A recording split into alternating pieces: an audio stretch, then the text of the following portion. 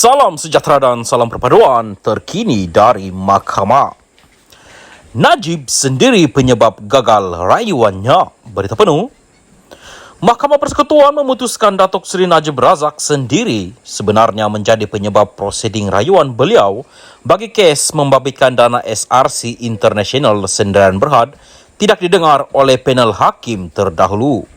Hakim Mahkamah Persekutuan Datuk Vernon Ong Lam Kiat yang membacakan penghakiman majoriti 4-1 itu telah menolak permohonan bekas Perdana Menteri itu untuk menyemak keputusan panel Mahkamah Persekutuan sebelum ini yang mengekalkan sabitan dan hukuman penjara 12 tahun serta denda kerana menyeleweng dana SRC International berjumlah RM42 juta ringgit.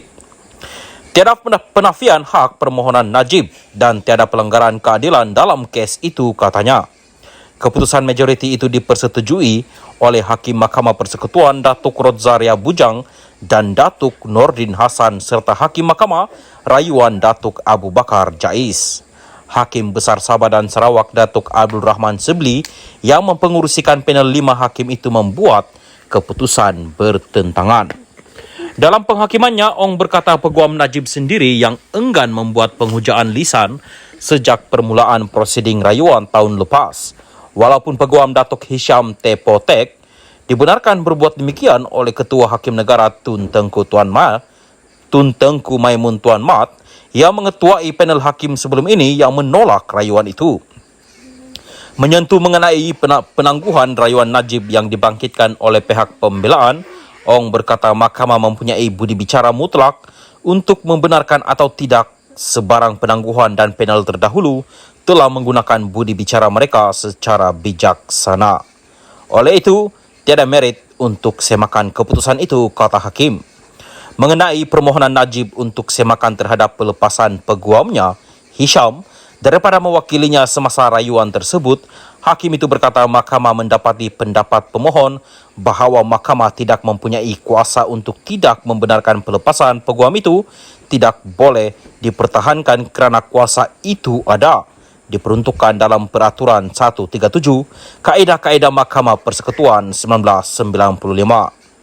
Sementara itu, mengenai permohonan Najib untuk semakan semula sabitan dan hukumannya, mahkamah memutuskan panel terdahulu telah mempertimbangkan 94 alasan rayuan, penghujaan bertulis dan keputusan mahkamah terdahulu yang mendengar kes Najib.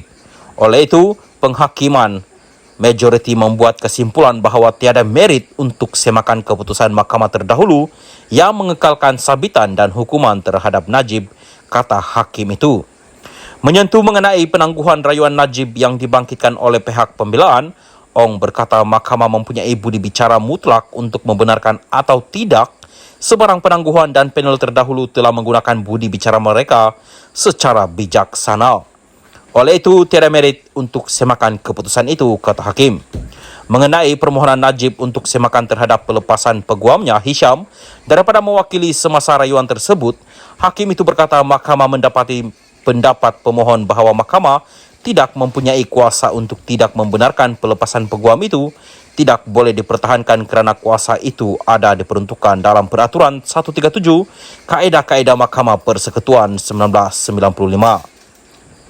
Sementara itu, mengenai permohonan Najib untuk semakan semula sabitan dan hukumannya, mahkamah memutuskan panel terdahulu telah mempertimbangkan 94 alasan rayuan, penghujahan bertulis dan keputusan mahkamah terdahulu yang mendengar kes Najib.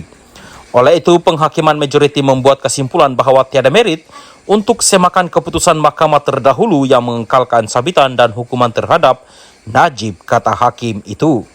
Pemohon berhujah bahawa haknya telah dicabul. Bagaimanapun, di sini jelas pemohon adalah punca nasib malangnya sendiri. Kami tidak nampak sebarang sebab untuk menyemak sebarang keputusan panel Mahkamah Persekutuan terdahulu. Setelah mempertimbangkan semua rekod, mahkamah mendapati bahawa semua sabitan awal terhadap pemohon adalah selamat dan hukuman yang dikenakan terhadap pemohon tidak keterlaluan dan oleh itu disahkan, kata Ong. Mengenai permohonan semakan berhubung keengganan Tengku Maimun menarik diri daripada mendengar rayuan itu, hakim itu berkata undang-undang mengenai penarikan diri juga telah diselesaikan dengan baik berdasarkan prinsip ujian bahaya berat sebelah. Beliau berkata keputusan Tengku Maimun untuk tidak menarik diri disokong oleh ahli panel yang lain dalam penghakiman berasingan. Hakim itu selanjutnya berkata tiada kegagalan korum dalam apa jua perkara kerana hakim boleh mendengar sebarang penarikan diri yang dibuat terhadap mereka. Mengenai permohonan Najib untuk mengemukakan bukti baharu terhadap Hakim Mahkamah Tinggi ketika itu, Datuk Muhammad Nazlan Muhammad Ghazali, hakim itu berkata mahkamah bersetuju dengan keputusan Mahkamah Persekutuan sebelum ini yang menafikan permohonan tersebut berdasarkan penilaian yang betul terhadap keterangan di hadapannya. Kami menegaskan bahawa proses semakan di bawah peraturan 137 tidak seharusnya disalahgunakan. Sehubungan itu, permohonan semakan itu ditolak, katanya lagi.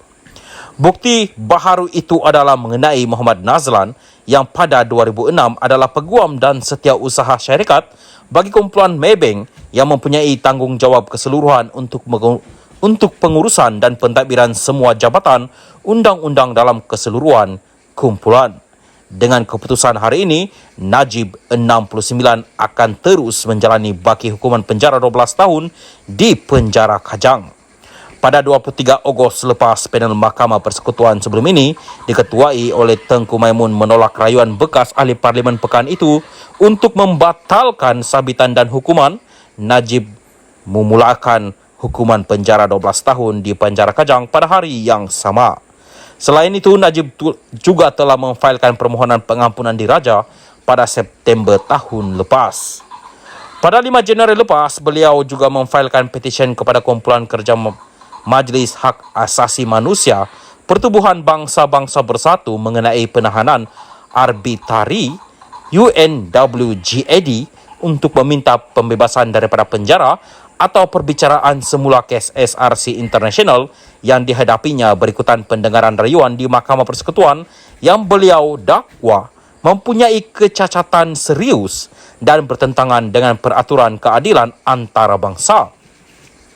Beliau memfailkan petisyen itu melalui Tetuan Syafi'i & Co.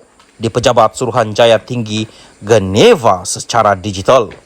Pada 28 Julai 2020, Hakim Mahkamah Tinggi ketika itu Muhammad Nazlan yang kini Hakim Mahkamah Rayuan telah menjatuhkan hukuman penjara 10 tahun kepada Najib bagi setiap 3 pertuduhan pecah amanah dan 3 pertuduhan pengubahan wang haram serta penjara 12 tahun dan denda RM210 juta ringgit jika gagal penjara 5 tahun dalam kes penyalahgunaan jawatannya. Mahkamah memerintahkan hukuman penjara itu berjalan serentak.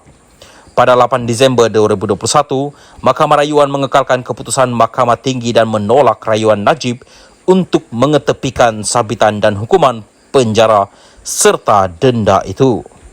Sekian berita, salam Malaysia Madani.